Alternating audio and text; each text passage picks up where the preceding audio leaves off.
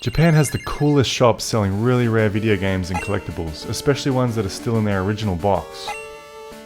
We made sure we visited a town called Akihabara, which translates to Electric Town, and it's massive for electronics and anime culture.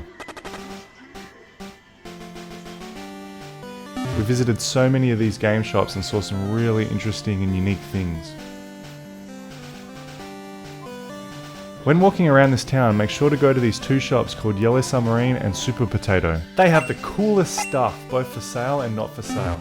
Also, go into every hard off, hobby off and book off store that you see. These are everywhere and sell so many games and anime items. You can buy old consoles and magazines for your collection, and I really love the nostalgia of going into these stores. It felt like we time traveled back to the 90s with the old screens, TV screens and arcades they had set up. There were boxed Sega Mega Drives, which I'd never played because I was too young, but I certainly remember them, and many other boxed consoles. These shops made me feel like I was a kid again. Of course, they sold plenty of weird games that I'd never heard of before. Like, what is this weird Nintendo thing, this tall thing?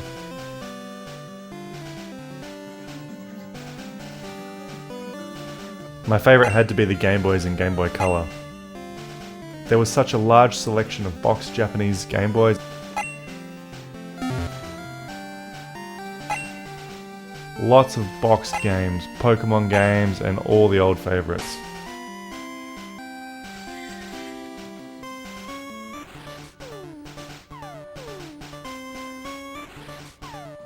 Then we were onto all the stuff for Super Nintendos, which in Japan is called Super Famicom. There were so many old games that I remember playing as a kid, and I wish I purchased more items while I was there.